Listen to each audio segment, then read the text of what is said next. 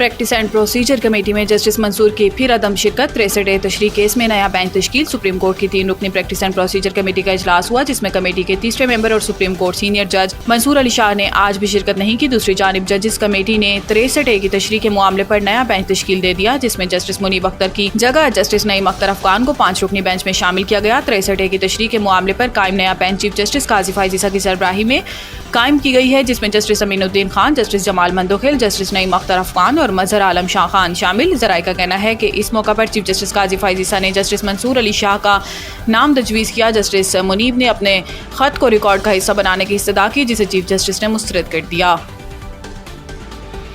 96 ارب revenue کا short فال IMF ہدف حاصل نہ ہو سکا، حکومت کے لیے سخت ٹیکس اقدامات ناگزیر۔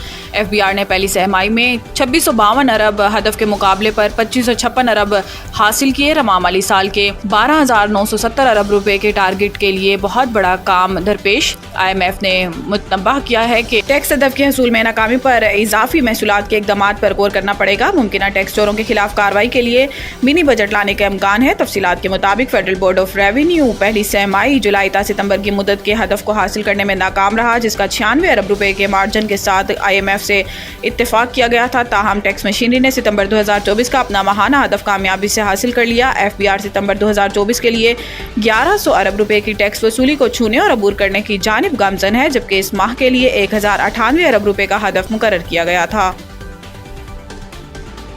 ملک میں سب سے زیادہ ٹیکس ریٹرنز فائل کرنے کا نیا ریکارڈ قائم۔ پاکستان کی تاریخ میں پہلی بار سالانہ آمدن ٹیکس گوشوارے جمع کرانے کی تعداد 35 لاکھ سے بڑھ گئی۔ ان گوشواروں کے ساتھ ٹیکس گزاروں نے 55 ارب روپے سے زیادہ کا ٹیکس بھی جمع کرایا۔ یہ انکشاف پیر اور منگل کے درمیانی شب چیئرمین FBR راشد محمود لنگڑیال کی زیر صدارت ہونے والے ان لینڈ ریونیو آپریشنز اور دوسرے ٹیم ممبران کے اجلاس میں کیا گیا۔ وفاقی وزیر خزانہ محمد اورنگزیب کے مطابق گزشتہ سال 30 ستمبر تک 16 لاکھ ٹیکس گوشوارے FBR کو موصول ہوئے تھے۔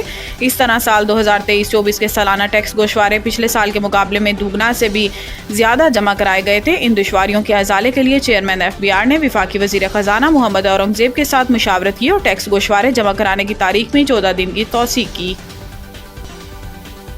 وزیر داخلہ کی مولانا فضل الرحمان کو JUI کا امیر منتخب ہونے پر مبارکباد۔ وفاقی وزیر داخلہ محسن نقوی نے جمعیت علماء اسلام کے سربراہ مولانا فضل الرحمان سے ملاقات کی اور انہیں JUI کا امیر منتخب ہونے پر مبارکباد دی۔ مولانا فضل الرحمان کی رہائش گاہ پر ہونے والی ملاقات میں JUI کے سیکرٹری جنرل عبدالغفور حیدری بھی موجود تھے۔ محسن نقوی نے مولانا فضل الرحمان اور عبدالغفور حیدری کے لیے نیک خواہشات کا اظہار کرتے ہوئے کہا کہ مولانا فضل الرحمان کے پارلیمان کی بالادستی اور جمہوری اقتدار کے فروغ میں نمایاں خدمات ہیں۔